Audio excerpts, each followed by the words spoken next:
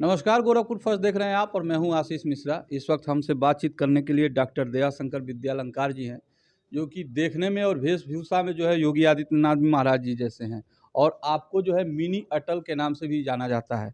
सबसे पहले सर ये बताएं कि जो है मिनी अटल आपको क्यों कहते हैं? मैं 1989 से भारतीय जनता पार्टी के चुनाव के लिए प्रचार के लिए काम करता था।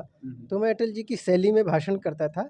इसके कारण से मुझे भारत में मिनी अटल के नाम से जाना गया और पूरे भारत में जितने भी लोकसभा विधानसभा चुनाव होते रहे हैं 89 से लेकर आज तक, मैं हर चुनाव में जाकर के सेवा देता रहा हूँ भारतीय जनता पार्टी को विजय दिलाने के लिए। क्या आपके पास भी जो है भारतीय जनता पार्टी की सदस्यता है? हाँ। आप भाजपा के सक्रिय कार्यकर्ता हैं? हाँ। अच्छा, आप अटल बिहारी वाजपेयी के जो है पद चिन्हों पे चलते हैं, प्रयास है आपका? बिल्कुल है। आपको क्या लगता है सर कि आज की जो भाजपा है, अटल जी के समय के भाजपा की जैसे है या कुछ जो है इसमें बदलाव हुआ है? जो सिद्धांत हैं वो पहले जैसे ही हैं, सिद्धांतों पे चलते हैं। अटल जी ने एक बार जो है लोकसभा में कहा था कि मैं उस सत्ता को जो है चिमटी से भी छूना पसंद नहीं करूंगा जिसमें जो है भ्रष्टाचारी हो या भ्रष्टाचारी की मदद ली जाती हो। आजकल बीजेपी यही जो है आरोप लगता है कि पूरे तरह से जो है इसमें जो भी मंत्री हैं या जो बाहर के लोग हैं सब भ्रष्टाचारी आते जा रहे हैं। किसी को आरोप लगाना तो बहुत आसान होता है, किसी के लिए भी कोई कुछ भी कह सकता है और बिना प्रमाण के या बिना किसी आधार के बोलना ठीक नहीं होता है। हमें तो नहीं लगता है कि भारतीय जनता पार्टी किसी प्रकार के भ्रष्टाचार करती है जैसा आप बता रहे हैं। तो विपक्ष तो ये कहता है कि जो है बीजेपी में आइए तो वॉशिंग पाउडर है, इको फ्रेंडली साबुन है, धुल जाते हैं सारे दाग। विपक्ष का कार्य है, विपक्ष का भूमिका निभाना, वो अपने ढंग से निभाते हैं। नहीं, आपको नहीं लगता सर कि जो असम के जो चीफ मिनिस्टर हैं इस वक्त, कभी इनके ऊपर जो है ईडी की कार्रवाई हुई थी और अभी जो है बीजेपी में आ गए हैं तो ये सारा चीज़ बंद हो गया है? अब ये प्रश्न तो किस लेवल पे है, किस तरह के है, किस कारण से उन नहीं, लोगों से भाजपा के सिद्धांतों की बात कर रहा हूँ मैं सर। हाँ, तो भाजपा के सिद्धांत में राग द्वेष की भावना नहीं है। राग देश की भावना नहीं है, नहीं। ऐसा कुछ आपको दिखता नहीं है? नहीं, हमारी दृष्टि में नहीं है। अच्छा, दूसरा सर ये है कि आपके बारे में जो है सार्वजनिक रूप से कहा गया है कि आप भी जो है चुनाव लड़ना चाहते हैं, तो कौन सी सीट है आपकी?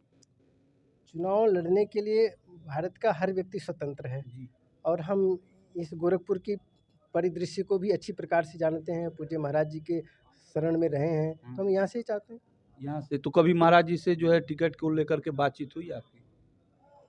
बातचीत हुई है, जो कागज भी दिया है और मैसेज हुआ है, बातचीत। क्या आश्वासन मिला है कि आपको टिकट देंगे? हाँ, क्योंकि यहाँ जो है बड़े यहाँ पे आश्वासन नहीं दिया जाता है। जिस समय जिसको निर्णय लेना होता है, निर्णय लेना उन लोगों का कार्य है, कहना हमारा कार्य है। मतलब आवेदन आपने दिया है लड़ने के लिए। हाँ जी, हाँ। इसके अतिरिक्त गोरखपुर के अतिरिक्त अगर मान लीजिए गोरखपुर से ना मिले तो किस कोई और अन्य सीट के लिए? वो उन लोगों का कार्य है, जहाँ से तय कर देंगे हम सक्षम है लड़ने में। अच्छा, तो आप जैसे दिखने में एकदम जो है महाराज जी जैसे हैं, इस वेशभूषा के पीछे क्या रहस्य है सर? हमने पढ़ाई लिखाई वेदों के किया है, जी। गुरुकुलों में पढ़े हैं। हुँ। गुरुकुलों में ऐसे ही रहा जाता है, इसलिए हम गुरुकुल में जब पढ़ते थे और पढ़ाई करते समय जहाँ-जहाँ गुरुकुल में जाते थे, इसी तरह के कपड़े पहनते थे। तो एक वेद को जानने वाला व्यक्ति राजनीति में उतरना चाहता है, इसके पीछे क्या रहस्य है? वेद में लिखा है, वयम राष्ट्र जागृयाम पुरोहितः श्रमेण तपसा सृष्टा वृत्ते स्त्राः। ऐसे करके बहुत सारे मंत्र हैं। सत्यम बृहत ऋतम उग्रम दीक्षा तपो ब्रह्म यज्ञ पृथ्वी धारयन्ति सानो भूतस्य भव्य से पत्र लोकम पृथ्वी न कृणुतु। अथर्ववेद के भूमि सूक्त का पहला मंत्र है।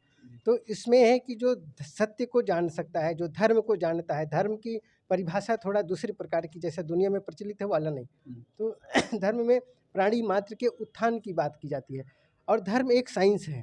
तो उस दृष्टि से अगर हम जानते हैं तो हमारा अधिकार है और हमारा कर्तव्य भी है कि अपने राष्ट्र के लोगों को सत्य विद्या से परिचित कराएं। तो राजनीति में जितने धार्मिक परोपकारी सक्षम लोग रहेंगे वो राष्ट्र को अधिक और सच्ची नेतृत्व दे सकते हैं। इसलिए हमारा कर्तव्य है कि हम अपने राष्ट्र को जिस विद्या को जाने उसको बताने के लिए हम पुरुषार्थ करें। जी, हमसे बात करने के लिए बहुत बहुत धन्यवाद। ये हैं डॉक्टर दयाशंकर विद्यालंकार जी, जो कि हमारे सभी सवालों का जो है बड़े बेबाकी से जवाब दिए। इनके विचारों से आप कितना सहमत हैं कमेंट में बताएं। मिलते हैं अगले खबर के साथ, तब तक के लिए नमस्कार।